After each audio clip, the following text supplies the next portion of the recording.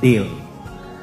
Sa iyong sariling pananalita, yung 3 yes mo, ipahayag mo na nagmumula sa iyong puso, sa iyong sariling salita.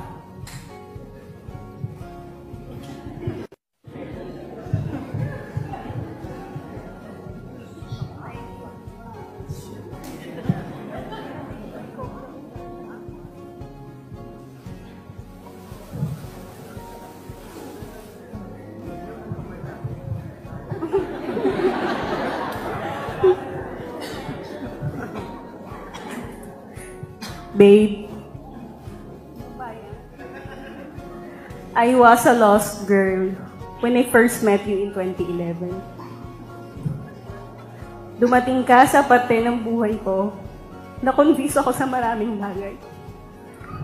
Akala ko tuluyan na akong maliligaw, but you may not be aware that choosing you leads me to the right path of my life. At ito na yung araw na yun.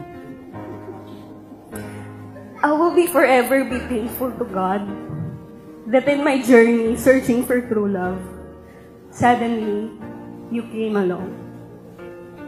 The journey may not be easy. The journey may be painful.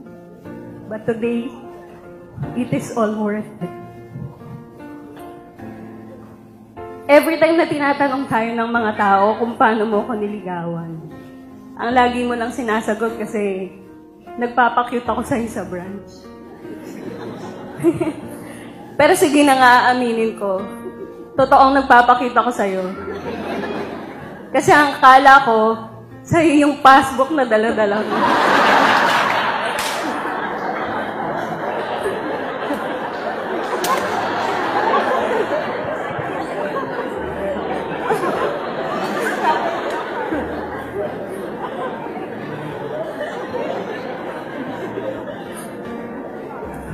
Lagi din tayong tinatanong ng mga tao kung ilang taon na daw ba tayo or kung kailan yung anniversary natin.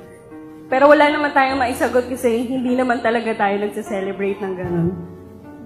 And maybe because the moment I laid my eyes on you at naramdaman ko sa puso ko na ikaw na talaga yung para sa akin, hindi ako nagbilang ng mga araw, ng mga linggo, ng mga buwan or ng mga taon na pwede kitang makasama.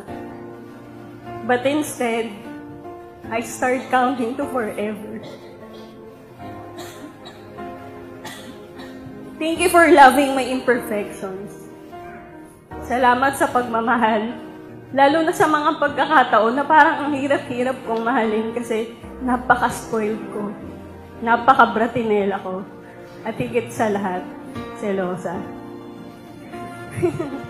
Pero huwag kang mag-alala kasi kaya-kaya ko ulit sumuot sa butas ng aircon para lang makipagbati sa'yo. And lastly, salamat kasi sa akin mo piniling i-deposit yung pagmamahal mo. Huwag kang mag-alala kasi susuklian ko yan ng maraming rewards.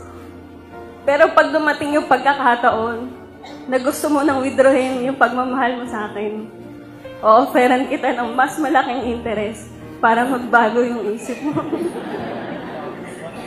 Sa araw na to, sa harap ng Diyos, at ng mga bisita nating nakatapak, mahal kita at mamahalin kita hanggang sa huling hininga.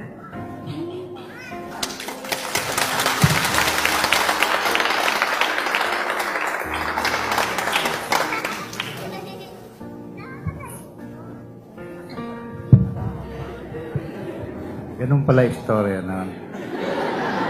Ikaw ba sa Bustos ever since? Layo naman ng depositohan ng pera na yan. Ikaw pala taga-deposito lang.